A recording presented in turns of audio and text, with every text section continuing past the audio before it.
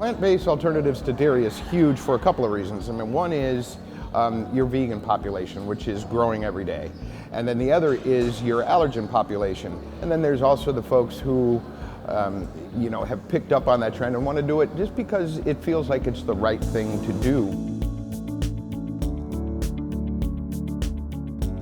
Nowadays, we really find that patients are coming to the hospital more educated, with higher expectations, curious and asking questions about what's in their food, where it comes from, how it's prepared, and specifically looking to usually avoid certain ingredients. People now are hyper-focused on ingredient labels, and I think a lot of that can be attributed to the growing number of food allergies and intolerances. There's been so much news about high cholesterol, what gluten is doing to us, what dairy is doing to us, what red meat is doing to us. I think people are really looking for a more balanced diet and leaning towards more natural products. We run into a ton of different dietary restrictions. They expect, and not wrongly so, that we will accommodate them, and we try very hard. Our guests have definitely come to expect more variety. By the time they come into the university, they're used to having a lot of different things that they can choose from. So if we don't meet that demand, we're going to be stumped. They're going to be complaining from the moment they walk in the door. Because people are more aware and talking about it. It's on social media, it's in documentaries, it's all over the place right now. We often have to make multiple versions of the same dish in order to meet the demand of our students.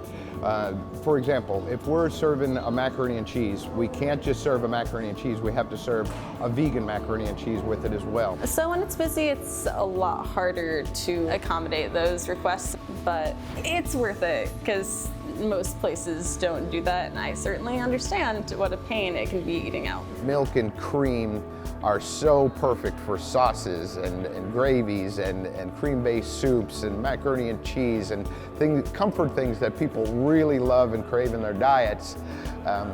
Are difficult to replace with plant-based foods. I use almond milk, I use soy milk, coconut cream. Almond milks, soy milks, rice milks. As well as ultra-filtered lactose-free milk. With almond milk, you have allergies to nuts, so you have to be careful of that. And with soy milk, people are really worried about the chemicals in soy, if it's GMH or not. And they also think that soy affects hormones, especially in women. We would definitely like to cut down on the amount of stuff going into the fridge. It's also been a challenge to educate our food service workers and the people who do our purchasing for us as to what those different milks are. Working with some of these ingredients, plant-based ingredients, dairy alternative type ingredients, are really foreign to these folks. I am trying to work on getting products and services that are gluten-free, vegan, and vegetarian. Then as an added bonus, it will also work for the general population. We need those items or those recipes to be easy to follow, easy to make quickly, easy to make in bulk if needed. And it would be great if we could find some solutions within the industry to always improve on that, to lessen our labor costs, but increase our patient satisfaction. So this is how Plant-Based Cooking Creme is going to be a game changer for these operators, because it's going to give them that versatility that they really need while also being operationally friendly. We heard as well about the dairy alternatives that many of these operators are using to fill this need. Things like soy milk and almond milk, where there's allergen concerns. They're very thin. They're not developed for the professional kitchen. Plant-Based Cooking Creme has the texture that chefs are looking for to add richness to recipes. It offers significant fat reductions versus dairy.